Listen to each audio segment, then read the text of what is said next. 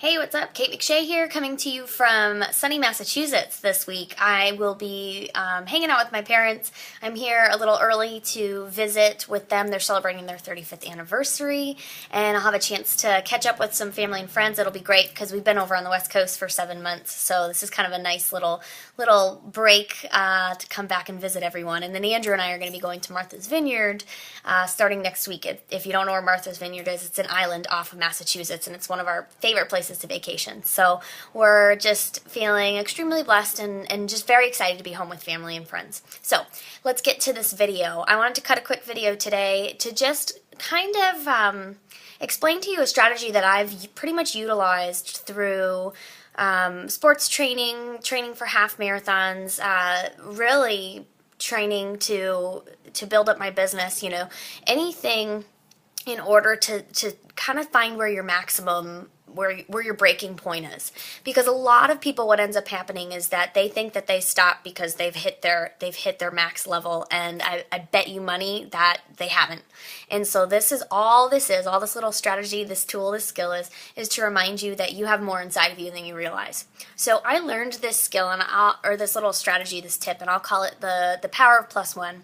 And I learned this strategy from my field hockey coach in college, and it was actually during strength training, and she was talking to us about trying to find your max. And so say you're bench pressing, and you're bench pressing, and you're bench pressing, and you're bench pressing, you're starting to get tired, you're starting to get worn out and run down. Well, she always said, then do one more. And then see if you can feel it inside of you to do one more. And then when you push up to the point, you got somebody spotting you, somebody there to have your back, and it's pretty much to the point where you're not going to be able to get it back up, and it's going to drop and fall in your chest. That's your limit. And what happens is when you do that is you're starting to train your brain that you can push back past that maximum of where most people feel like they're done, they've had enough. Because when you start to get tired or you start to get frustrated or emotional, your brain's going to start to shut down and say, it's okay, stop. And what you're trying to do to your brain is you're trying to train it to say, I'm not finished yet, I want to keep pushing through. And so you can do this for anything. I mean, I did it when I was when I was running my half marathon, and I would pick one person and I would increase my speed to pass that one person.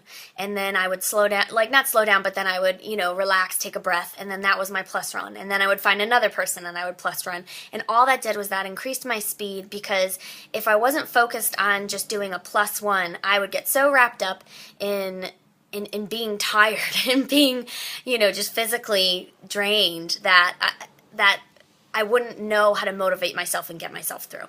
So ways that you can apply this to your business, because it really does work. And this is one thing that we tell our teammates, is to do a +1 where it can be as simple as, you set a limit for how many calls you're going to make in a day. Do one more. Say you're reading 5 pages a day in a self-development book. Read one more page, or read one more paragraph, one more sentence. Say you're shooting 5 videos a week, training videos a week, branding videos, or, sales videos a week. Do one more. You're doing 3 posts a day on Facebook. Do one more. You're prospecting, 10 people on Facebook every single day. Do one more. Or promise to do one more prospecting person a week.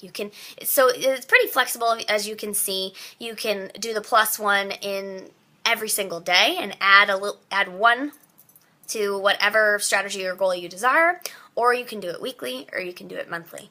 But all that does is it proves to you slowly and without setting a super high expectation that you can accomplish a little bit more. And then once you start doing one more, it's amazing after you do it for even just 2 weeks, the amount of things you can actually accomplish that you didn't think you could do before. Because to be honest, sometimes we don't know how to set our goals and how much we can actually achieve and we can do. So the +1 strategy is a really great way to push you to your limit and really just challenge your belief in yourself and what you're able to do.